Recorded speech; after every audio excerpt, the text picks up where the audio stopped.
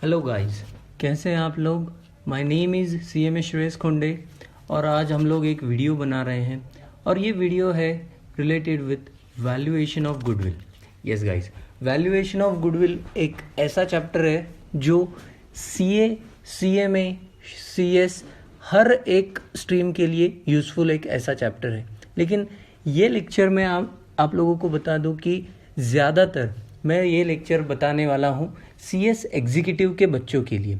Guys, CS executive में हमने बहुत सारे चैप्टर्स देखे हैं और हमें मालूम भी है कि ड्यू टू कोरोना वायरस हम लोग ये सारे लेक्चर्स रिकॉर्ड करके ही आप लोगों को दे पा रहे हैं। हम लोग सोशल डिस्टेंसिंग मेंटेन करते हुए ये सारी चीज़ें हम लोग आप लोगों के लिए कर रहे हैं। तो गाइज, इसीलिए पहले तो मैं आप लोगों को बता दूं कि ये एक रिकॉर्ड सीरीज़ होने वाली है जिसमें आप लोगों को सारे चैप्टर्स 1 बाय 1 पार्ट में डिस्ट्रीब्यूट होंगे। तो ये पहला पार्ट जो वैल्यूएशन ऑफ गुडविल का है जो मैं आप लोगों के सामने ला रहा हूँ गाइज। तो अभी वैल्यूएशन ऑफ गुडविल बहुत लोगों को ये चैप्टर मालूम भी है क्योंकि ये 11th-12th में हम लोगों ने सीखा भी है सर बहुत बार, क्योंकि गुडविल ये एक ऐसा चैप्टर है जो 12th में हम लोगों ने सीखा है। यस, तो सर सबसे पहले हमें बताइए कि गुडविल होता क्या है। चलिए देखते हैं गुडविल के बारे में थोड़ा सा हम लोग एक रिकैप कर लेते हैं, फिर हम लोग आगे बढ़ेंगे। मेरा आप लोगों से सवाल है गाइज कि गुडविल होता क्या है। सबसे पहले तो मुझे बताइए, यस एनीवन, गुडविल क्या होता है। आप लोगों के दिमाग में क्या आ रहा है जब हम लोग गुडविल ये कंसेप्ट देखते हैं तो हमारे दिमाग में आता क्या है। यस, तो गुडविल एक ऐसी चीज़ है जिसकी वजह से आप लोग वहाँ पे जाना पसंद करते हो। जैसे कि बहुत लोग ऐसे होते हैं कि हम लोग बहुत बार देखते हैं कि यार ये चीज़ बहुत अच्छी है। आप लोगों को वो चीज़ अच्छी क्यों लगती है? क्यों? क्योंकि वहाँ पे वो चीज़ आप लोगों को अट्रैक्ट करती है और वही उन लोगों का एक रेप्यूटेशन होता है, एक गुडविल होता है। जैसे हम लोगों को अगर कभी भी कोई चीज़ परचेज करनी है, से फॉर एग्जांपल हम लोग अगर कोई रेस्टोरेंट में जाते हैं खाना खाने के लिए, तो औरंगाबाद के पीपल अगर होंगे तो हम लोगों को दिमाग में पहली चीज़ क्या आती है? खाना खाना है। यस, ग्रीन लीफ का खाना बहुत अच्छा होता है सर। हाँ, ये क्या है? ये ग्रीन लीफ का रेप्यूटेशन है। जैसे हम लोग देखें तो बहुत लोगों को ऐसा फील होता है कि यार सर नहीं, खाना खाना है मतलब ग्रीन लीफ में ही खाना खाएंगे, बहुत अच्छा खाना मिलता है। तो ये एक उनका रेप्यूटेशन है। तो dictionary meaning of goodwill is nothing but a reputation. Goodwill एक ऐसी चीज है जो कस्टमर को अट्रैक्ट करने के लिए बनाई जाती है। बहुत बार हम लोग देखते हैं, जैसे आप लोगों को अगर कभी बर्गर खाना है तो हम लोग मैकडोनल्ड्स को जाना प्रेफर करते हैं। हम लोगों को कोई भी चीज़ जानी हो तो हम लोगों को वो वैसी चीज़ें हम लोगों को दिमाग में आती है और वैसी चीज़ें आप लोगों के दिमाग में आना वही उन लोगों का एक प्रकार से क्या होता है? गुडविल होता है। तो ये गुडविल हम लोग जब रेपुटेशन बनाने की कोशिश हम लोग करते हैं तो यहाँ पे वही होता है। बहुत बार गुडविल एक ऐसा पार्ट है जहाँ पे आप लोगों के बहुत सारी चीज़ें इन्वॉल्व होती है। जैसे उन लोगों की खून पसीना बहाने के बाद मेहनत, ये सारी चीज़ें रंग लाने के बाद ही गुडविल एक क्या बोलते हैं उसे, एक गुडविल आप लोगों की मेंटेन होती है। जैसे अभी ऐसा तो नहीं होगा कि आज मैंने कोई चीज़ शुरू की और कल उसका एकदम रेपुटेशन मार्केट में बहुत अच्छा हो जाएगा। नहीं गाइस, मैं आप लोगों को बता दूं, जैसे हम लोग कोका कोला का एग्जाम्पल बहुत बार लेते हैं। कोका कोला जब कंपनी फॉर्म हुई थी तो पहले साल में उन्होंने सिर्फ और सिर्फ 25 बॉटल का सेल किया था गाइज। तो और आज अगर हम लोग देखते हैं तो विद इन अ सेकेंड वो 25 बॉटल सेल करते हैं। तो ये उनका मेहनत है गाइज, ये उनका रेप्यूटेशन है, ये उनका गुडविल है। जब कभी भी हम लोग बात करेंगे बेचने की तो कोका कोला जब बिकेगा तो उनके एसेट्स और लायबिलिटीज, उनके सारा पैसा देने के बावजूद आप लोगों को सबसे ज्यादा अगर कोई चीज का पैसा देना पड़ेगा तो वो होगा गाइज गुडविल का पैसा। यस, तो ये पार्ट है गुडविल का। मतलब यही होता है guys, goodwill is nothing but a reputation for that business. Yes, तो सर नीड क्या है? गुडविल मेंटेन करने की नीड क्या है? अभी क्यों गुडविल आप लोगों को कैलकुलेट करना है? वैल्यूएशन करने की नीड क्या है? अभी गुडविल का मतलब तो समझ गया, लेकिन वैल्यूएशन करने की नीड क्या है ना? मैं आप लोगों को बताता हूं। अभी यहाँ पे 3 पार्ट हम लोग देखते हैं। एक सोल ट्रेडर दिख रहा है, एक पार्टनरशिप दिख रहा है, एक कंपनी दिख रहा है। तो गाइज अगर मैं एक सोल ट्रेडर हूँ तो मुझे वैल्यूएशन करने की नीड क्या हो सकती है? जब मैं सोल ट्रेडर हूँ और मुझे मेरा बिजनेस किसी और को सेल करना है। यस, अभी मैंने शुरुआत की बिजनेस, मैंने दुकान चालू किया, मेरा काम अच्छा चल रहा था, सारी चीज़ें चल रही थी, लेकिन अभी मुझे वो काम नहीं करना है। तो जब कभी भी मैं वो बेचूंगा, मेरा मार्केट में बहुत अच्छा नाम है, मतलब कोई भी चीज़ अगर खरीदनी हो तो मेरा नाम सबसे पहले आता है वो चीज़ में। तो ऐसा अगर कोई स्टोर मैंने चालू किया है तो वहां पे, जैसे हम लोग अगर औरंगाबाद के लोग हैं तो औरंगाबाद वाले लोगों को मालूम होगा कि एक मैचवेल नाम का एक दुकान है हमारे औरंगाबाद में। तो अगर मैचवेल इज ए सोल ट्रेडर और वो काम कर रहा है और उसे अभी बेचना है, तो नाम पे ही बहुत सारे लोग वहां पे जाते हैं। क्यों? ये उनका रेपुटेशन है, ये उनका गुडविल है गाइज। तो अगर मैचवेल वालों को अभी ये सोल ट्रेडर है और उनको ये बेचना है, तो ये बेचते समय वो उनके गुडविल का वैल्यूएशन करेंगे। उसी के साथ अगर हम लोग आगे बढ़े, पार्टनरशिप बिजनेस, जब कभी भी कोई नया पार्टनर एंटर होता है, तो अभी पहले 2 पार्टनर थे गाइस, 2 पार्टनर्स ने मिलके बहुत खून पसीना बहा के आप लोगों के लिए बहुत अच्छे से उन्होंने बिजनेस सेटअप किया है। अभी जब नया पार्टनर आएगा, नया पार्टनर जब आप लोगों के इसमें एसोसिएट करेगा, जब एसोसिएट करेगा तो मुझे बताइए, क्या आप लोग उसे डायरेक्टली एसोसिएशन दे देंगे? क्या आप, उसने तो कोई मेहनत नहीं की है ये बिजनेस बढ़ाने के लिए, तो ये अगर उन्होंने बिजनेस बढ़ाने के लिए कोई हेल्प नहीं की है तो आप लोग क्या करोगे? यस, आप लोग वैल्यूएशन करोगे गुडविल का और उतना पैसा वो पार्टनर से लोगे। यस गाइस, तो पार्टनरशिप में जब कभी भी एडमिशन होता है, रिटायरमेंट होता है, डेथ होता है या डिसॉल्व होती है पार्टनरशिप, हर बार आपको गुडविल का वैल्यूएशन करना एक जरूरी मायना जाता है। अभी उसी के बाद अगर हम लोग बात करें कंपनी की, तो कंपनी में आप लोगों का कंपनी, नया कंपनी दूसरे कंपनी के साथ अगर मर्ज हो रहा है या मर्ज होते समय ही अमालगमेशन हो रहा है, मर्जर हो रहा है या लिक्विडेट हो रहा है, तो आप लोगों को कंपनी के टाइम भी वैल्यूएशन ऑफ गुडविल ये पार्ट करना बहुत जरूरी है गाइस। यस, तो मतलब क्या है इस चीज का? आप लोगों को वैल्यूएशन करना जरूरी कौन से केसेस में है? सोल ट्रेडर है, पार्टनरशिप है और कंपनी है। लेकिन हमें कौन सा सीखना है सर? हमें तो सीखना है सर कंपनी से रिलेटेड वाला पार्ट ज्यादातर। यस, मतलब हमें जो चीजें सीखनी है वो ज्यादातर रिलेटेड कहाँ होगी? कंपनी में होगी। तो समझ में आ रहा है गाइस कि वैल्यूएशन ऑफ गुडविल क्यों नीड है? गुडविल का मतलब रेपुटेशन, और उसका वैल्यूएशन करने की नीड क्या है? तो if you are sole proprietor, अगर बिजनेस बेच रहे हो तो आप लोगों को वैल्यूएशन की जरूरत है। If you are a partner, then admission of retirement, death, dissolution, ये सारा पार्ट अगर होगा तो आप लोगों को गुडविल का वैल्यू करना जरूरी है। और उसी के साथ साथ कंपनी अगर हो तो वो भी करना जरूरी है गाइस। अभी हम लोग आगे बढ़ते हैं, और आगे बढ़ने से मैं आप लोगों को बताता हूँ, अभी गुडविल कैलकुलेट करने के बहुत सारे तरीके हैं गाइस। ये हम लोग 12th में भी सीख चुके हैं, लेकिन यहाँ पे आप लोगों को CS एग्जीक्यूटिव में कुछ एडवांस वर्जन आएगा। बीइंग MCQ पैटर्न, इसमें ज़्यादा दिक्कत वाला पार्ट नहीं है, लेकिन हम लोग इसे थोरोली पढ़ेंगे बिकॉज इसमें बेसिक छोटी छोटी बहुत अच्छी कंसेप्ट्स हैं। मेथड्स ऑफ वैल्यूएशन में अगर हम लोग देखें तो मैं आप लोगों को एक ब्रीफ इंट्रोडक्शन देता हूं मेथड्स के बारे में, कि methods of valuation of goodwill कौन से है गाइज। तो सबसे पहले तो चीज है average profit method. Guys, average profit method मतलब क्या? जितने साल का आप लोगों को गुडविल निकालना है, उतने सारे साल के प्रॉफिट्स का आप लोगों को एवरेज करना है। तो गाइस, एवरेज में भी सिंपल एवरेज में भी वेटेड एवरेज। तो मैं आप लोगों को बता दूंगा कि एवरेज कब सिंपल लेना, कब वेटेड लेना, आगे हम लोग वही सीखने वाले हैं। लेकिन गुडविल आप लोगों को कैसे निकालोगे? गुडविल इज फॉर्मूला दिया है, देखिए गाइस आप लोगों के सामने है, average profit into number of years purchase. ये तो सिंपल, ये जब 12th में थे हम लोग वो करते थे, 4 साल का प्रॉफिट दिया है, हम लोग 4 साल के प्रॉफिट्स को ऐड करते थे, डिवाइडेड बाय 4 करते थे, एवरेज प्रॉफिट आ जाता था। और नंबर ऑफ ईयर्स परचेज तो क्वेश्चन में ही दिया होता था सर, हम लोग मल्टीप्लाई करते थे, गुडविल आ जाता था। क्या यही है गाइज? यही है, लेकिन यहाँ पे क्रक्स एक ही चीज का है, कभी कभी हमें एवरेज प्रॉफिट्स में कुछ वेरिएशंस होते हैं जो हमें वो सीखने पड़ते हैं। कि बहुत बार ऐसे होता है कि कैपिटल एक्सपेंडिचर को रेवेन्यू एक्सपेंडिचर ट्रीट करके गलत कोई साल का प्रॉफिट निकलता है। कभी कभी ऐसा होता है कि कोई चीजें आप लोग उसमें रिकॉर्ड करना नहीं चाहिए, लेकिन हम लोग रिकॉर्ड कर देते हैं। और ऐसा अगर होता है तो आप लोगों को एक्यूरेट वो साल का प्रॉफिट निकालना बहुत ज़रूरी होता है।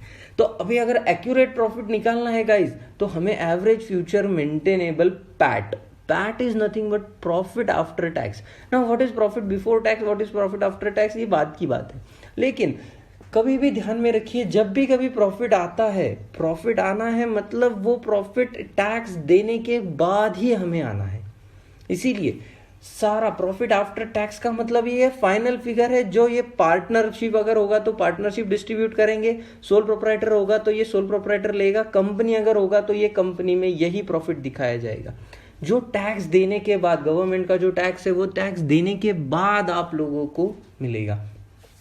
तो जब कभी भी हम लोग प्रॉफिट आफ्टर टैक्स की बारे में बात करेंगे, तो आप लोगों को ये चीज ध्यान में रखना है कि ये प्रॉफिट सारे एडजस्टमेंट्स करने के बाद, पूरा टैक्स डिडक्ट करने के बाद ही आया हुआ प्रॉफिट है।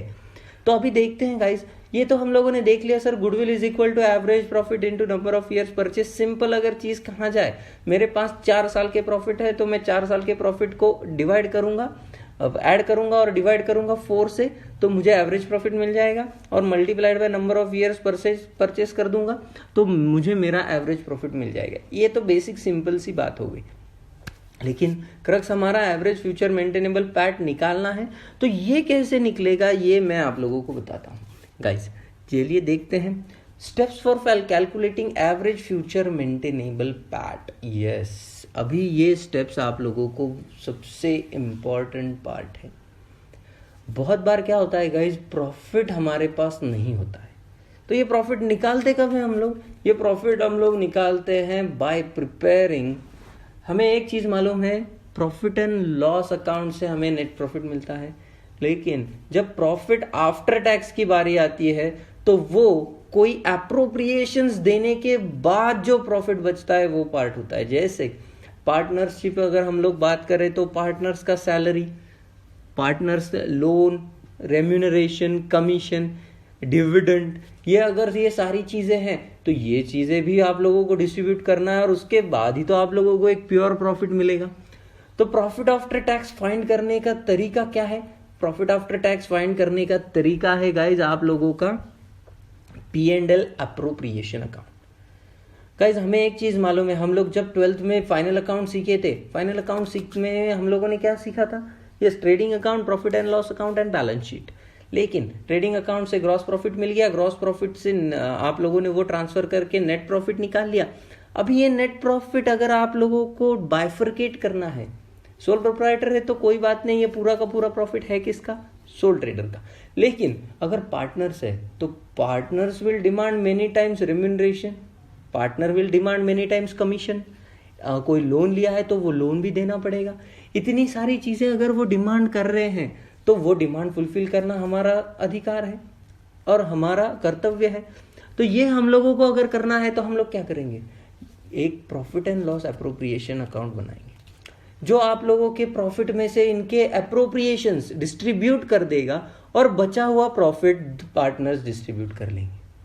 वैसे ही कंपनी की अगर बात करें तो कंपनी में भी आप लोगों को जनरल रिजर्व को कोई अमाउंट ट्रांसफर अगर करनी है तो वो पार्ट, बहुत बार ऐसा होता है कि पूरा का पूरा प्रॉफिट डिस्ट्रीब्यूट नहीं करते शेयर होल्डर्स के बीच में, आप लोगों को कुछ ना कुछ पार्ट आप लोगों को जो है वो रिजर्व में डालना पड़ता है। बहुत बार in the form of dividend आप लोगों को देना है तो वो डिविडेंड डिस्ट्रीब्यूट करना पड़ता है।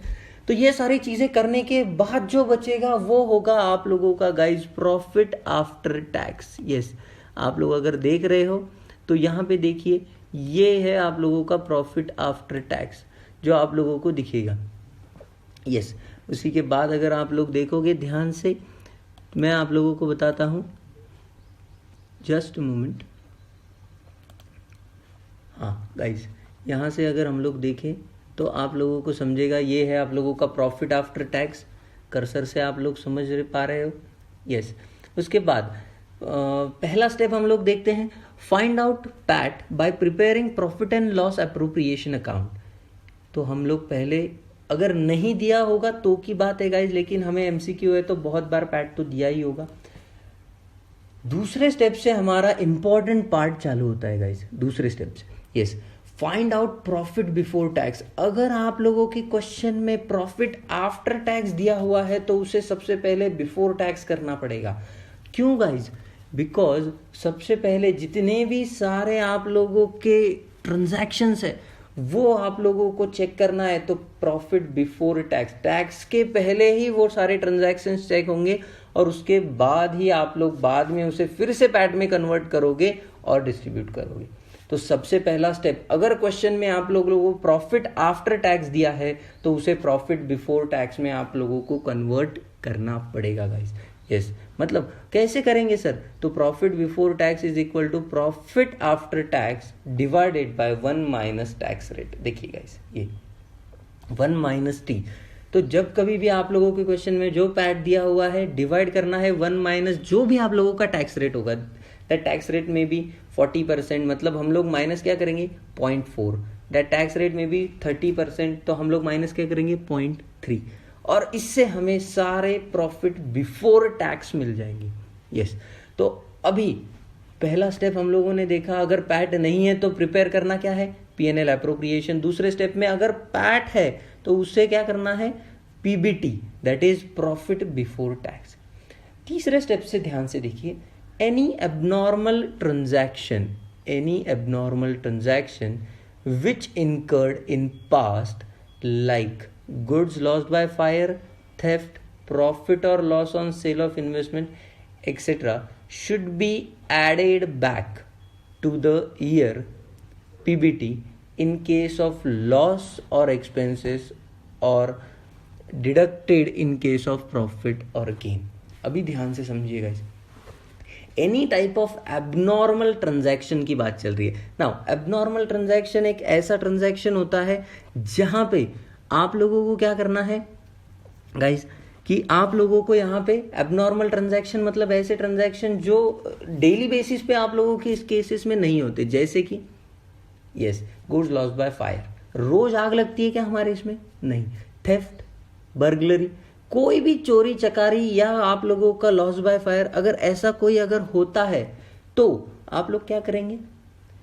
यस, आप लोगों को क्या करना है, यहाँ पे एबनॉर्मल ट्रांजैक्शंस अगर कोई होता है तो ये ट्रांजैक्शन को आप लोगों को एडजस्ट करना है। तो ये एडजस्ट आप लोग कैसे करोगे गाइस? तो अगर कोई पिछले साल का ट्रांजैक्शन है, और अभी ध्यान से सुनिए गाइस, पिछले साल का ट्रांजैक्शन है, दैट इज, देखिए यहाँ पे goods loss by fire, theft, profit और loss on sale of investment etcetera should be adjusted, जो मैंने आप लोगों को बताया, that is added back to that years PBT. वो साल के प्रॉफिट बिफोर टैक्स में हम लोगों को ऐड करना है। कब? अगर कोई लॉस हुआ तो वो ऐड करना है, और अगर कोई प्रॉफिट हुआ तो वो लेस करना है। ऐसा क्यों गाइस? अगर लॉस हो रहा है तो वो तो माइनस होना चाहिए ना गाइस। ये पिछले साल का प्रॉफिट है। यस, अगर पिछले साल की कोई भी चीज है तो हमें उसे वो लॉस की वजह से हमारा प्रॉफिट कम हुआ है, तो अगर हमारा लॉस की वजह से प्रॉफिट कम हुआ है तो वो हमें प्रॉफिट बढ़ाना है। अगर प्रॉफिट बढ़ाना है तो जितना भी लॉस या एक्सपेंडिचर हम लोगों ने किया है उतने पार्ट से मुझे मेरा प्रॉफिट बढ़ाना है, और इसीलिए मैं वो लॉस और एक्सपेंडिचर अगर कोई भी होता है तो मैं क्या कर दूंगा, ऐड बैक। लेकिन प्रॉफिट, अगर कोई प्रॉफिट और गेन हुआ है उसकी वजह से, तो उसकी वजह से मेरा प्रॉफिट बढ़ा हुआ है पिछले साल, और वो तो गलती से बढ़ा हुआ है, तो अगर ऐसा होता है तो मुझे मेरा प्रॉफिट कम करना है, मतलब मैं क्या करूंगा, डिडक्ट। मतलब ध्यान से सुनिए गाइस, कोई एबनॉर्मल ट्रांजैक्शन अगर हुआ है और उसकी वजह से आप लोगों को लॉस हो रहा है तो लॉस शुड बी एडेड। क्यों? क्योंकि वो लॉस की वजह से मेरा प्रॉफिट कम हुआ है, वो मुझे प्रॉफिट बढ़ाना है, प्रॉफिट बढ़ाना है मतलब मैं क्या करूंगा, ऐड। लेकिन अगर कोई प्रॉफिट हुआ है तो प्रॉफिट से मैं क्या करूंगा, उसको माइनस। यस, तो ये हमारा पहला इंपॉर्टेंट पार्ट है एबनॉर्मल ट्रांजैक्शन का। उसके बाद देखिएगा इसे, any income or loss of non-recurring nature should be deducted or added from or to the PBT। अभी मैं फिर से एक बार ये पढ़ रहा हूं, ध्यान से समझिए। any income or loss of non-recurring nature should be deducted from PBT। समझ में आ रहा है? उसके बाद दूसरी बार फिर से एक अलग पढ़ रहा हूं, any income or loss of non-recurring nature should be added to the PBT। मैंने पहले सिर्फ डिडक्टेड लेके पढ़ा है और बाद में एडेड लेके पढ़ा है।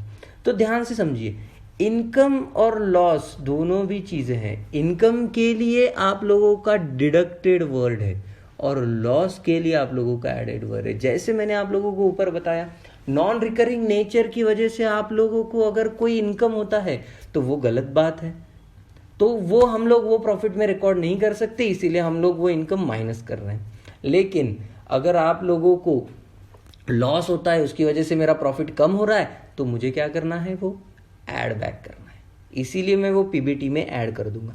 मतलब कहना ऐसे, इनकम अगर है तो वो कम होगा, लॉस अगर है तो वो ऐड होगा। Yes guys. उसके बाद ई पॉइंट देखिए, एनी इनकम और loss from non trade investment should be deducted और added from to the PBT. मतलब ध्यान से समझिए गाइस, यही पार्ट है आप लोगों के लिए, फिर से समझने वाली बात यही है। क्या है? यस, बात वही है गाइस, फिर से सेम ट्रीटमेंट आप लोगों के लिए है जो आप लोगों ने अभी देखी ऊपर डी में। एनी इनकम अगर है तो वो कम होगा, लॉस अगर है तो वो ऐड होगा। यस, बराबर है। और उसके बाद डी के बाद गलती से, ई के बाद गलती से एफ होना चाहिए था, लेकिन वो डी हो गया है। ध्यान से देखिए, any error such as treating capital expenses as a revenue expenditure और revenue expenditure as a capital expenditure अंदर ओवर वैल्यूएशन और ओपनिंग स्टॉक और closing stock is to be adjusted to the PBT. अभी बहुत बार एरर्स भी होते हैं guys कि कोई कैपिटल एक्सपेंडिचर को हम लोग रेवेन्यू ट्रीट कर देते हैं, रेवेन्यू को कैपिटल कर देते हैं। अगर कोई ऐसा भी होगा तो वो भी हमें एडजस्ट करना पड़ेगा। या stock, opening stock over valued हो गया, क्लोजिंग स्टॉक ओवर वैल्यूड हो गया या अंडर वैल्यूड हो गया, अगर ऐसा भी कोई चीज़ होता है तो वो भी क्या हम लोग एडजस्ट करेंगे? यस, हमें वो भी एडजस्ट करना पड़ेगा गाइज। उसके बाद अगर हम लोग देखें, after adjusting the above transaction average adjusted PBT is calculated. Now सारे ट्रांजैक्शंस को रिकॉर्ड करने के बाद हमें एवरेज एडजस्टेड पीबीटी रिकॉर्ड करना है guys. If the trend is ascending और descending, then instead of using simple average, weighted average is use. Now ध्यान से समझिए गाइस, अगर आप लोगों का जो ट्रेंड है वो असेंडिंग ऑर्डर में है या डिसेंडिंग ऑर्डर में है, तो हम लोग वेटेड एवरेज यूज करेंगे। गाइज मैंने अभी शुरुआत में बताते समय ही बताया कि एवरेज प्रॉफिट जब हम लोग देखते हैं तो एवरेज में भी सिंपल एवरेज और एवरेज में भी वेटेड एवरेज। तो अगर सिंपल एवरेज करना है तो आप लोग क्या करोगे, सारे प्रॉफिट्स को ऐड करोगे, डिवाइडेड बाय दैट नंबर करोगे। 3 साल का प्रॉफिट है तो 3 से डिवाइड होगा, 4 साल का प्रॉफिट है तो 4 से डिवाइड होगा। लेकिन अगर आप लोगों के प्रॉफिट्स कोई असेंडिंग ऑर्डर में है, असेंडिंग ऑर्डर का मतलब पहले साल का प्रॉफिट 50, दूसरे 60, तीसरे का 70, चौथे का 80, दिस इज असेंडिंग ऑर्डर। या डिसेंडिंग ऑर्डर में है, पहले साल का 80, फिर 70, फिर 60, फिर 50। अगर ऐसा अगर होता है तो आप लोग सिंपल एवरेज की जगह पे क्या यूज करोगे, weighted average. Yes, weighted average सब लोगों को निकालना आता है, इसको वेट्स असाइन करना है। असेंडिंग ऑर्डर है तो वेट्स में भी 1 2 3 4, डिसेंडिंग ऑर्डर है तो वेट्स में भी 4 3 2 1। ये कैसे होता है मैं आप लोगों को आगे सम के साथ समझाऊंगा, लेकिन ध्यान में रखना है कि ये सारे एडजस्टमेंट्स करने के बाद हमें एवरेज करना है। दैट एवरेज में भी सिंपल एवरेज, एवरेज में भी weighted average. Depends upon situation और डिपेंड्स अपॉन क्वेश्चन, बहुत बार ये चेंज होता है। ये क्या होगा मैं हम लोग आप आगे देखेंगे ही। और उसके बाद क्या होगा, ये एवरेज करने के बाद अगर कोई फ्यूचर इंक्रीज डिक्रीज होता है, इसका क्या मतलब है, अभी तक तो कोई चीज वहां पे नहीं आई है, लेकिन फ्यूचर में क्या होगा, वो चीज बढ़ जाएगी। जैसे अभी मैं मैनेजर को सैलरी देता हूं 50,000 रुपए साल का, लेकिन इसके बाद वो 50,000 ये साल से आगे 80,000 हो जाएगा। मतलब 30,000 फ्यूचर में इंक्रीज हो रहा है एक्सपेंडिचर। तो इंक्रीज अगर हो रहा है तो हम लोग उसके लिए क्या करेंगे, ये आप लोगों को देखना है गाइस। यस, मतलब हम लोग अगर ध्यान से देखें तो आप लोगों को क्या करना है, आप लोगों को इसमें यही चीज फिर से देखना है कि from the average adjusted PBT हम लोग क्या कर सकते हैं। यस, तो मतलब सबसे पहला हम लोग फिर से एक बार अगर रिवाइज करें तो सबसे पहले मुझे पैट फाइंड करना है bye preparing profit and loss appropriation account. PAT मेरे पास अगर है तो मुझे पहले उसे पीबीटी में कन्वर्ट करना है। यस, कन्वर्ट करने के बाद कोई एबनॉर्मल ट्रांजैक्शन है तो उसे हम लोगों को ऐड और लेस करना है। ऐड किसे करेंगे? अगर कोई लॉस होता है पिछले साल में तो उसे ऐड कर देंगे, और अगर कोई प्रॉफिट होता है तो उसे लेस कर देंगे। कोई नॉन रिकरिंग नेचर का इनकम है, इनकम अगर होगा तो वो डिडक्ट हो जाएगा, लॉस अगर होगा तो वो ऐड हो जाएगा। नॉन ट्रेड इन्वेस्टमेंट से कोई इनकम और लॉस है, इनकम अगेन डिडक्ट हो जाएगा, लॉस अगर है तो वो ऐड हो जाएगा। ये सारी चीजें होने के बाद अगर कोई कैपिटल को रेवेन्यू ट्रीट किया है और रेवेन्यू को कैपिटल ट्रीट किया है तो वो भी चीजें हम लोग ऐड और लेस करेंगे। उसके बाद हम लोग देखेंगे ये सारे एडजस्टमेंट्स होने के बाद हमें एवरेज निकालना है। दैट एवरेज में भी सिंपल एवरेज, दैट एवरेज में भी वेटेड एवरेज। सिंपल एवरेज कब होगा गाइस? जब आप लोगों का कोई ट्रेंड नहीं है। लेकिन वेटेड एवरेज कब होगा? जब आप लोग असेंडिंग और डिसेंडिंग ऑर्डर में रहोगे तब। यस, उसके बाद फ्यूचर इंक्रीज डिक्रीज अगर कोई चीज है तो वो होगा। और ये होने के बाद हम लोग उसमें से फाइनली फिर से टैक्स लेस करेंगे और हमें मिल जाएगा average future maintainable PAT. Yes, हमें मिल जाएगा average future maintainable PAT guys. और इसको मैं मल्टीप्लाई करूंगा गुडविल से, नंबर ऑफ ईयर्स परचेज से, तो मुझे मिल जाएगा गुडविल का वैल्यू। ये बहुत इंपॉर्टेंट पार्ट है गाइज, ये आप लोगों को पूरा लिखना है आपकी बुक में, बिकॉज हमारे नोट्स में ये वाला पार्ट लिखा हुआ नहीं है। बाकी की सारी चीज़ें हमारे पास इन डिटेल है, तो मैंने आप लोगों को सिर्फ ये वाला पार्ट लिखाया नहीं है। उसका रीज़न भी वही है कि ये लिखेंगे तभी हमें याद होगा। यस, चलिए गाइज आगे बढ़ते हैं। अभी हम लोग देखेंगे इसी के आगे सुपर प्रॉफिट मेथड है। तो सुपर प्रॉफिट और एन्युटी ये सारे मेथड्स हम लोग आगे चल के देखेंगे गाइज। तो इसमें कोई ज़्यादा बड़ी बात नहीं है, ये हम लोग सिर्फ आप लोग ध्यान से इसको लिख लेना है और हम लोग वन बाय वन जैसे सम्स आएंगे वैसे ये मेथड्स भी आगे चल के देखेंगे।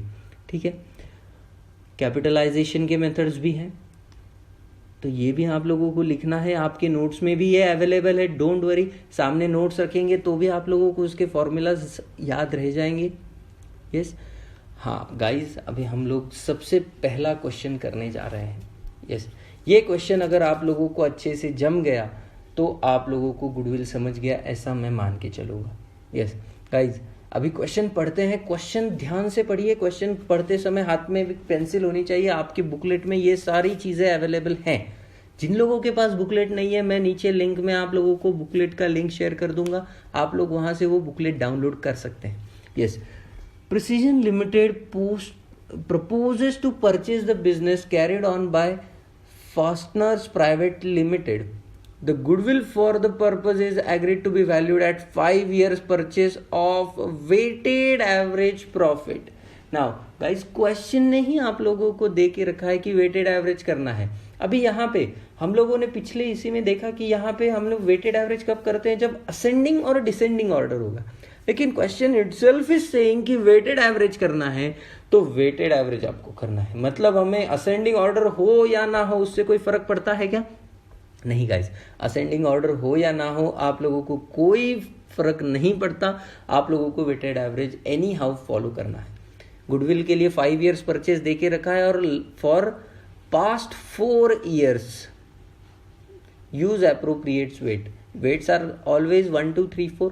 Yes, profits for the past 4 years आप लोगों को प्रॉफिट्स देखे रखे हैं। देखिए 1999 2000 का प्रॉफिट है, 2000 2001 का है, 2001 2 का है और 2 3 का है। ये प्रॉफिट्स देखे रखे हैं। सर ये प्रॉफिट्स तो देखे रखे हैं, लेकिन ये प्रॉफिट्स बिफोर टैक्स है या आफ्टर टैक्स है? ये सबसे बड़ा मेन सवाल है। यस, अब ये बिफोर टैक्स है या आफ्टर टैक्स है, ये हमें समझना पड़ेगा। पूरा क्वेश्चन पढ़ लेते हैं, भले ही हमें नीचे समझ में आ जाएगा। मे भी ध्यान से देखिए।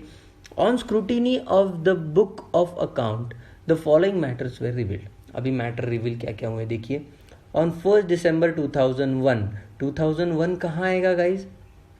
यस, यहाँ पे 2001 में। यस, आप लोगों को क्या हुआ है वो ध्यान से देखिए। क्या बोला है? A major repair was made in respect of the plant incurring 75,000 which was charged to revenue। देखिए अभी ये गलती है या नहीं है? Major repair was made in respect of plant, asset का रिपेयर है तो वो असेट को चार्ज करना चाहिए था, लेकिन उन्होंने क्या किया? रेवेन्यू को चार्ज कर दिया guys. The said sum is agreed to be capitalised for goodwill calculation subject to adjustment of depreciation 10% on reducing balance method. Yes, 2000 दिसंबर, डेट भी ध्यान में रखना है। अभी मुझे बताइए, मैंने ये कैपिटल की जगह पे रेवेन्यू ट्रीट किया होगा तो क्या मैंने इसके ऊपर डिप्रिसिएशन चार्ज किया होगा? रेवेन्यू पे थोड़ी ना डिप्रिसिएशन चार्ज होता है गाइस। जब मैंने कैपिटल को कैपिटल ही नहीं ट्रीट किया तो इस पे मैंने डिप्रिसिएशन भी चार्ज नहीं किया होगा, और ये गलती है और यही गलती हमें सुधारनी है। मतलब हमें ये प्रॉफिट जो 2001 है,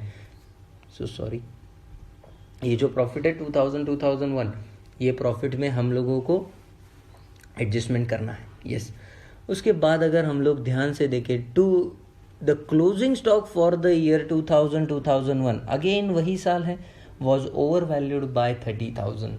तो over valuation of closing stock जो हम लोगों ने मेथड्स में देखा था, यस, तो ये भी हमें एडजस्टमेंट करना है। कैसे करना है हम लोग आगे देखेंगे, don't worry. To cover management cost an annual charge of 60,000 should be made. Management cost के लिए एक एनुअल चार्ज है जो 60,000 हर साल होता है। You are required to calculate goodwill. अभी हमें गुडविल कैलकुलेट करना है, तो चलिए देखते हैं गाइस। तो अभी इसका प्रेजेंटेशन कैसा हो, ध्यान से देखिए, ये आप लोगों का प्रेजेंटेशन है। अभी मैंने ये पूरा सम सॉल्व मैंने खुद ने किया है। अभी मैं एक एक चीज आप लोगों को समझाऊंगा गाइस। क्या क्वेश्चन में आप लोगों को कोई टैक्स रेट दिखा? नहीं, मतलब क्वेश्चन में टैक्स दिया हुआ नहीं है। मतलब ये जो प्रॉफिट्स है 2,52,500, 2,52,500, 210, 250, 350, ये सारे जो भी प्रॉफिट्स है वो प्रॉफिट बिफोर टैक्स है, ऐसा हम लोग अज्यूम करेंगे। बिकॉज यहाँ पे प्रॉफिट बिफोर या प्रॉफिट आफ्टर दोनों भी सेम ही होगा, क्योंकि यहाँ पे टैक्स रेट ही नहीं है। अगर टैक्स रेट होता था तो मैं इसे पीबीटी या पीएटी में कन्वर्ट करने की कोशिश करता था, लेकिन यहाँ पे क्या है, यहाँ पे आप लोगों का ये है ही नहीं, क्या बोलते हैं उसे, टैक्स रेट। तो टैक्स रेट अगर है ही नहीं तो हम लोग क्या करेंगे, हम लोग इसे ही प्रॉफिट बिफोर टैक्स कन्वर्ट करेंगे, ट्रीट करेंगे। तो गाइज अगर हम लोग आगे देखें तो देखिए मैंने कैसे बनाया, calculation of average future maintainable PAT. अगर आप लोगों को यहाँ पे मेन हेडिंग में दिख रहा होगा, मैंने 5 कॉलम बनाए गाइज, इंपॉर्टेंट 6 कॉलम है पर्टिकुलर के साथ। पर्टिकुलर जितने भी मेरे ईयर से वो मैंने लिख दिए, 1999, 2000, 2001, 2001-2 एंड 2002-3। और एक ईयर बनाया है जिसको मैंने कहा है एवरेज। तो वो एवरेज तो सबसे एंड में लगेगा मुझे, तो मैंने सबसे पहले उसे पीबीटी लिख दिए हैं सारे, 2,52,500, 2,10,000, 2,50,000, 3,50,000। अभी देखिए ध्यान से, पहला एडजस्टमेंट हम लोग रीड कर रहे हैं। What is the first adjustment? On 1 December 2001 a major repair was made in respect of plant incurring 75,000 which was charged to revenue. Guys, ये एंट्री है 2001-2002 के लिए। क्या गलत एंट्री पास की होगी, कोई बता पाएगा या दिमाग में ला पाएगा कि एंट्री गलत पास हुई है? ये तो हमें मालूम है क्या गलत पास हुई है। जो रिपेयर प्लांट को चार्ज करना था वो मैंने कहाँ चार्ज कर दिया, रेवेन्यू। रेवेन्यू मतलब प्रॉफिट एंड लॉस अकाउंट। मतलब entry will be profit and loss account debit to, कोई बता पाएगा? किसी के दिमाग में आ रहा है? जिनके दिमाग में बराबर आ रहा है, अगर मुझे यहां तक सेंस हो रहा है कि आप लोगों के दिमाग में बराबर आ रहा है, yes guys, because you are clever student. Yes, profit and loss account debit to cash account. Yes, जो कैश हम लोगों ने ट्रीट किया है वो रेवेन्यू ट्रीट किया है, और 75,000 खर्चा हो गया ऐसा हम लोगों ने P&L डेबिट बता दिया है। यस, लेकिन ये तो गलत एंट्री हुई ना sir. What will be the rectification entry? कोई बता पाएगा? रेक्टिफिकेशन एंट्री दिमाग में लाने की कोशिश कर पाओगे? हमें ये 75,000 प्लांट में ऐड करना है, राइट? तो plant account should be debited, और हमें प्रॉफिट एंड लॉस अकाउंट में से कम करना है। कम करना है तो उसे P&L क्रेडिट करना पड़ेगा गाइज। यस, मतलब entry will be plant account debit 75,000 to profit and loss account 75,000। Are you with me guys? Yes 75,000 आप लोगों के प्लांट को डेबिट करना है, मतलब प्लांट में ऐड करना है। मतलब उस साल के प्रॉफिट में 75,000 हम लोगों ने क्या किए थे, कम किए थे या ज्यादा किए थे गाइज? उस साल की वजह से 75,000 की वजह से उस साल का प्रॉफिट मेरा कम हुआ था कि नहीं? क्योंकि मैंने वो एक्सपेंडिचर P&L डेबिट कर दिया था। P&L डेबिट करने का मतलब क्या है? मेरा प्रॉफिट कम हो गया। मेरा प्रॉफिट अगर कम हो गया तो मुझे क्या करना है, उस साल के प्रॉफिट में उतना पार्ट बढ़ाना पड़ेगा। इसीलिए ध्यान से देखिए, कैपिटलाइजेशन ऑफ रिपेयर्स वो ही साल, और उसमें मैंने 75,000 ऐड कर दिया है। Are you with me guys? 75,000 मैंने वो ऐड कर दिया है। समझ में आ रहा है आप लोगों को क्या किया है मैंने? अभी ध्यान से देखिए। उसके बाद अभी तक वो एडजस्टमेंट खत्म नहीं हुई है, सिर्फ हमने रेवेन्यू का कैपिटल में चार्ज किया है, 75,000 एड बैक किया है। The said sum is agreed to be capitalisation for goodwill calculation subject to adjustment of depreciation at the rate 10% on reducing balance. अभी प्लांट में उतनी चीज ऐड हो गई है तो उसके ऊपर का डिप्रिसिएशन भी तो बनता है सर। कब वो रिपेयर हुआ था? 1 दिसंबर 2001, मतलब अगेन द ईयर इज 2001-2, लेकिन सर दिसंबर 1, मतलब डिप्रिसिएशन 2001-2 का चार्ज कब, कितने महीने के लिए होगा? दिसंबर, जनवरी, फरवरी एंड मार्च। मतलब कहना है इसे 4 मंथ्स का ही डिप्रिसिएशन होगा। डिप्रिसिएशन का रेट देखिए 10%, मतलब कहना है इसे 75,000 into 10%, 7,500 into 4 divided by 12, that comes to 2,500। मतलब कहना है इसे 1-2 का डिप्रिसिएशन जो है वो होगा 2,500।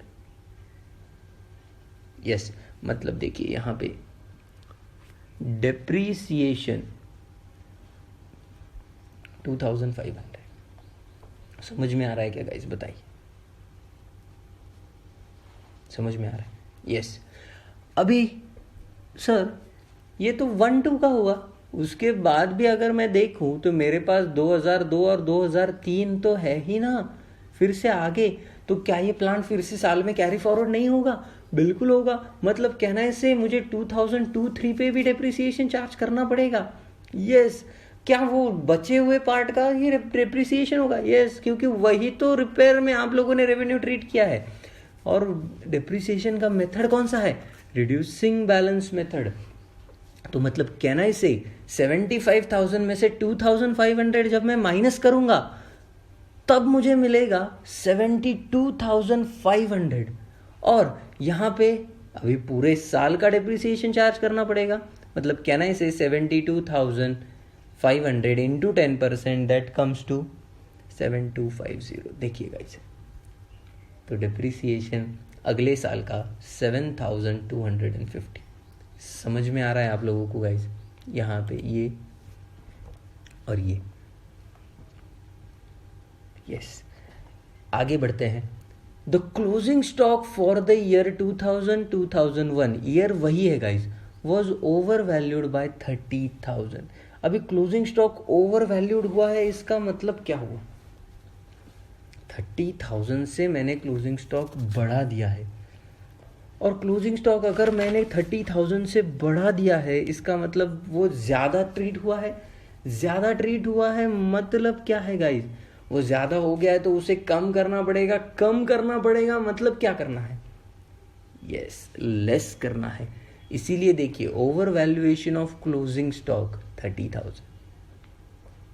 ध्यान से देखिए, मैंने 30,000 2001 में 30,000 से कम बताया था। अभी ध्यान से समझिए, ज्यादा बताया था guys, sorry. Over valuation of closing stock मैंने 30,000 ज्यादा बताया है 2001 में। ध्यान से देखिए अभी गाइस, तो इसका एंट्री क्या होगा, कोई बता पाएगा? Profit and loss account debit to closing stock account. कोई है जो जिसे समझ में आ रहा है guys? Profit and loss account debit क्यों हो रहा है और स्टॉक क्रेडिट क्यों हो रहा है? मैंने स्टॉक ज़्यादा बताया है, स्टॉक क्रेडिट होगा तभी वो ज़्यादा होगा। और profit and loss account debit करेंगे, ओवर वैल्यूएशन का एंट्री है गाइस, यस ओवर वैल्यूड बताया है, मतलब स्टॉक हमारे लिए profit and loss account debit होगा और स्टॉक को क्रेडिट करेंगे। और मुझे बताइए ओवर वैल्यूएशन है तो हमें वो कम करना है। और 2001 का जो क्लोजिंग स्टॉक है वो 1-2 के लिए ओपनिंग स्टॉक नहीं होगा। मतलब क्या ना, इससे over valuation of closing stock ये 30,000 यहां से कम होगा, लेकिन ओपनिंग स्टॉक में वही 30,000 बढ़ जाएगा। यस, और वही 30,000 का इफेक्ट यहाँ पे 2 बार हो रहा है गाइस, ध्यान से देखिए। Over valuation of closing stock जिसकी वजह से मेरा क्लोजिंग स्टॉक मैंने ज़्यादा बता दिया था, उसी की वजह से मैंने उसे माइनस किया है। लेकिन over valuation of opening stock जिसकी वजह से ज़्यादा बताने की वजह से मेरा प्रॉफिट कम हो गया था, इसलिए मुझे ओपनिंग स्टॉक में वो चीज़ क्या करना पड़ेगा, ऐड बैक करना पड़ेगा। यस, जैसे क्लोजिंग स्टॉक ओवर हुआ था तो मैंने कम कर दिया, over valuation of opening stock उसी की वजह से होने के कारण मुझे मेरा स्टॉक कम बताया गया। यहाँ पे क्लोजिंग स्टॉक बढ़ गया, ऑटोमेटिकली ओपनिंग स्टॉक मेरा उतने से कम हो गया, और उतने से कम हो गया तो मुझे वो क्या करना पड़ेगा, ऐड बैक करना पड़ेगा। मतलब यहाँ पे अगर मैं देखूँ ध्यान से, ये 30,000 मेरा जो पार्ट है वो एक ही एडजस्टमेंट का पार्ट है, और वही एंट्री मैं रिवर्स करूंगा, stock account debit to profit and loss account. और यहाँ पे एंट्री क्या थी, 30,000 जो over valuation of closing stock की थी, profit and loss account debit to stock account. Are you with me guys? मतलब यही 30,000 यहाँ से कम होगा और यही 30,000 यहाँ से बढ़ जाएगा। मेरे सारी चीज़ें हो चुकी हैं यहाँ पे, ध्यान से देखिए। To cover the management cost an annual charge of 60,000 should be made. हर साल 60,000 मैनेजमेंट कॉस्ट होता है। नाउ गाइज, यहाँ पे मैं आपको 2 अलग अलग वे बता सकता हूँ कि आप लोग ये 60,000 का इफेक्ट कैसे दें। पहला वे है, हर साल में से 60,000 आप लोग माइनस कर सकते हो। मतलब 2000, 1999, 2000, 2000, 2001, 2001, 2002, 2002, 2003, ये सारे साल में से 60,000 माइनस करो, या फिर पहले इन सब का एवरेज कर लो, जो भी पार्ट बचेगा उसमें से 60,000 माइनस करो।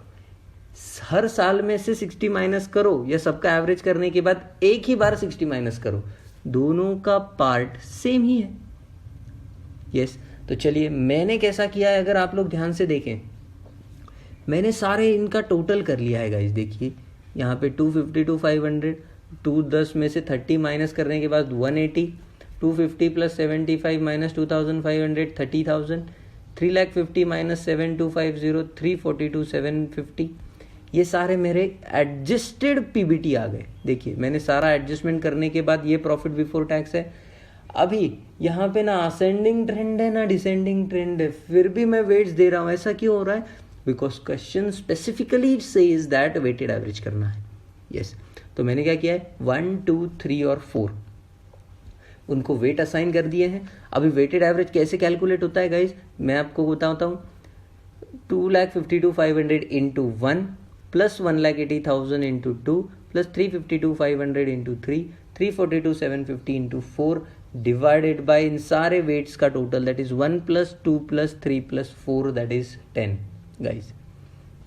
ये सबको मल्टीप्लाई करने के बाद, ऐड करने के बाद डिवाइड बाय 10 करूंगा तो 3,04,100 मेरा एवरेज एडजस्टेड पीबीटी आ रहा है। और ध्यान से देखिए, इसमें से मैंने माइनस किया है मैनेजमेंट कॉस्ट 60,000। आप लोग यहां से भी मैनेजमेंट कॉस्ट बोल के हर साल में से 60 माइनस करने के बाद भी एवरेज करते तो भी आपका आंसर 242,100 ही आता था। यस, तो ये 2 अलग अलग मेथड है। मैंने आप लोगों को बताया कि ये हर इसमें से क्यों माइनस करना, एक ही बार करो, इसीलिए मैंने मैनेजमेंट कॉस्ट एंड में माइनस किया है। आपको लगता है तो आप ये यहाँ से हर इसमें से 60 माइनस करके भी देख सकते हो। 244,100 ही आपका आंसर है। मैनेजमेंट कॉस्ट माइनस करने के बाद जो मेरा प्रॉफिट आया उसे कहते हैं एवरेज फ्यूचर मेंटेनेबल पीबीटी। लेकिन यहाँ पे टैक्स रेट होने के कारण, ना होने के कारण, पीबीटी और PAT are one and the same things. Yes guys, मतलब मुझे बताइए, पैट और पीबीटी यहाँ पे चेंज क्यों नहीं हो रहा है? क्योंकि यहाँ पे इनकम टैक्स नहीं है, टैक्स रेट ही नहीं है। अगर टैक्स रेट होता था तो हम लोग इसमें से माइनस टैक्स रेट करते थे और फिर हमें मिलता था average future maintainable profit after tax. समझ में आ रहा है गाइस? ये हुआ आप लोगों का average PAT, future maintainable PAT.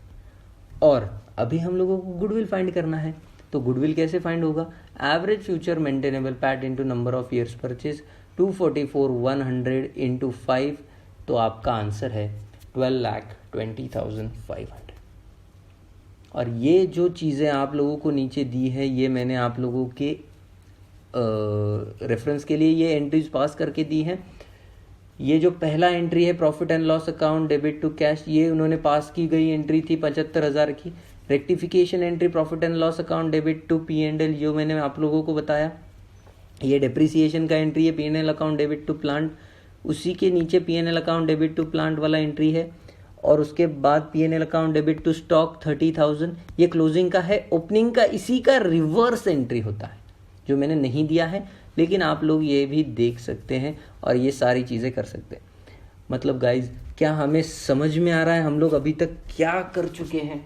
एक बार पूरा आप लोगों को रिकैप बताता हूँ गाइज, ध्यान से समझिए। सबसे पहले हम लोगों ने गुडविल चालू करने के बाद हम लोगों ने एवरेज प्रॉफिट मेथड सीख रहे हैं। हम लोग एवरेज प्रॉफिट मेथड में average profit into number of years purchase, या आई वुड रादर से कि average future maintainable PAT into number of years purchase.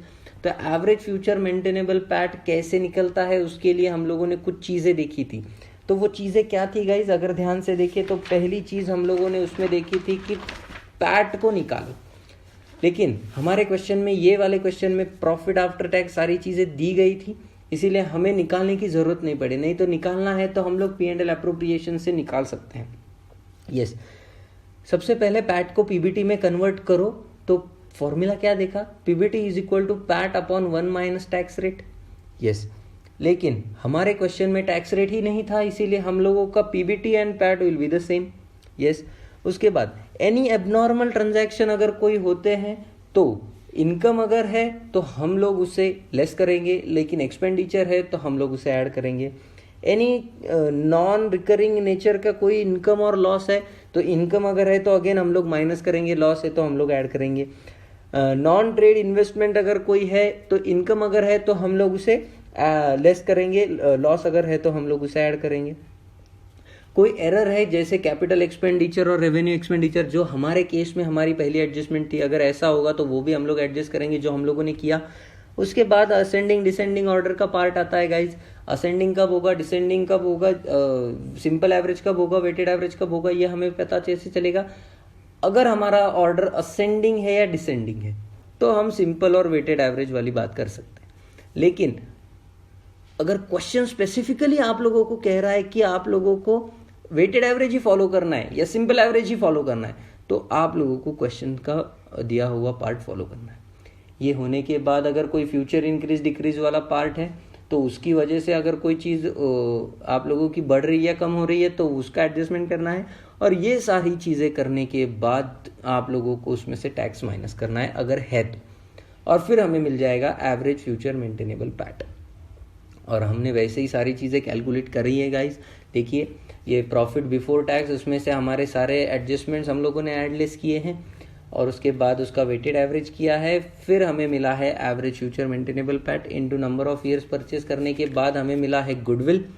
और उसके मैंने कुछ वर्किंग के लिए नोट्स आप लोगों को सामने दिए हैं, पास एंट्री, रेक्टिफिकेशन एंट्री, जो एंट्रीज आप लोगों ने सीखे हैं। लेकिन जस्ट फॉर रेफरेंस आप लोगों को मैंने ये सारे जर्नल एंट्रीज दिए हैं। बहुत बार एमसीक्यू में उनके जर्नल एंट्रीज भी पूछे जाते हैं, तो ये आप लोग इग्नोर नहीं कर सकते गाइस। क्या ये क्वेश्चन आप लोगों को समझ में आ रहा है? यस, ये क्वेश्चन बहुत ही सिंपल था। और ऐसा ही क्वेश्चन नंबर 4 जो आप लोगों का होमवर्क है, यस गाइस, वो आप लोगों का होमवर्क है जो आप लोग सॉल्व करेंगे। सेम टाइप ऑफ क्वेश्चन है, आप लोग अगर पढ़ेंगे तो आप लोगों को समझ में आ जाएगा कि question number 1 and question number 4 same ही है। कल मैं सिर्फ उसका आंसर डिस्कस करूंगा। मैं यहाँ पे आप लोगों को कोई आंसर देने नहीं वाला हूँ, आप लोगों का आंसर डिस्कस करूंगा। आप लोग मुझे आंसर व्हाट्सएप भी कर सकते हैं कि सर हमारा आंसर ये आ रहा है, बराबर है क्या। तो ये आप लोगों को करना है गाइस। जब आप लोग ये लेक्चर पूरा देख लेंगे उसके बाद ही आप लोग वो क्वेश्चन नंबर 4 ट्राई कर पाएंगे और सॉल्व कर पाएंगे। तो are you able to understand ये सारी चीज़ें? Yes, I know you people are very clever, और ये सारी चीज़ें आप लोग अच्छे से ध्यान से कर पाएंगे। तो ध्यान से वो क्वेश्चन सॉल्व करना है गाइज आप लोगों को। Question number 4 same type of question, each and every adjustment is same. आप लोगों को वो क्वेश्चन सॉल्व करना है गाइज, और फिर हम लोग आगे बढ़ेंगे अपने अगले लेक्चर में, जो हम लोग बाकी की सारी चीज़ें वहाँ पे देखेंगे। यस गाइज, तो क्या यहाँ तक हम लोग क्लियर है guys? For sure, yes guys. So we will continue on tomorrow. Till then, have a nice time. Good day. Bye bye. Thank you very much. Stay home.